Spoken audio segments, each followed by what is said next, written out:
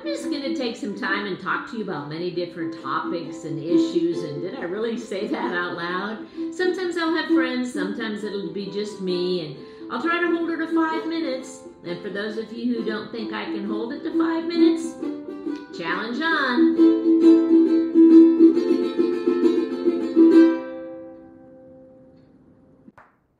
Good morning. There's a Bible verse in Ephesians that's always kind of intrigued me.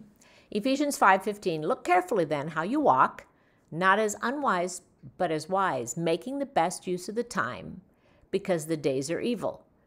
Now, even if we stopped before it said the days are evil, I really like it because it talks about making the best use of your time. And I am going to slightly alter that and say, don't be a bore. Now, I went to something the other day. I took my time to go spend an hour with an incident, a person, a plan, a program that was boring. And I've always had this thought, if I get people's attention just for a little bit, I have to make every second count.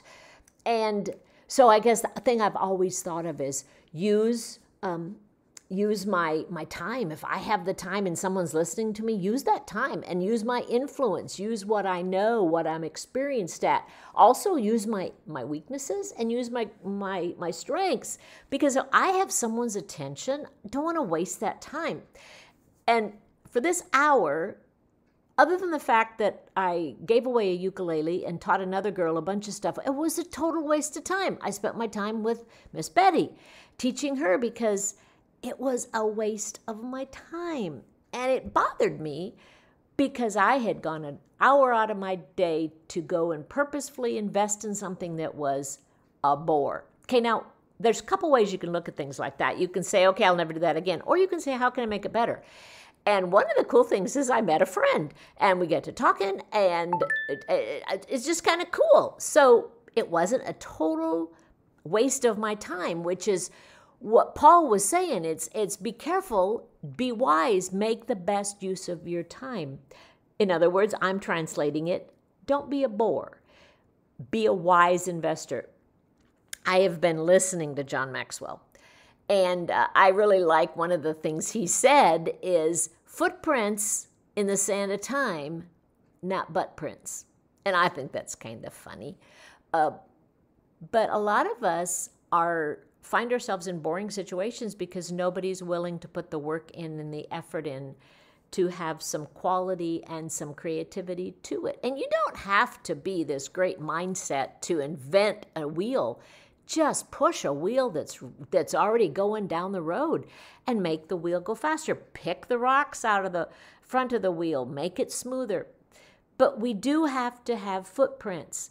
If we sit around and do nothing and just complain about how boring everybody is and how boring this is and how that's bad and that, and we hear that a lot, and maybe we hear it a lot because people feel that they don't have a voice, and I don't think it matters if we have a voice. I think it matters if we have feet that are willing to move in a direction.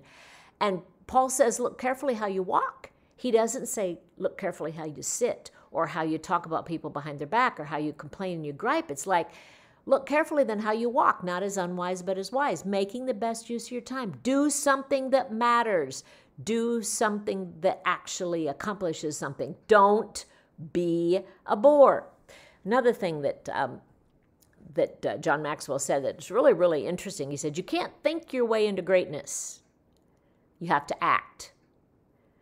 In other words, all the scenarios in your mind are great, but until you put them into action, until you look carefully how you walk, it's not going to matter. And you're going to come across as someone who doesn't know what they're doing. And for some of us, you're going to come across as a bore. So take the time to look for situations where you can roll the wheel. You can make something else keep moving so that it's not a bore, but actually you're just careful how you're walking, making the best use of your time. Have a great one.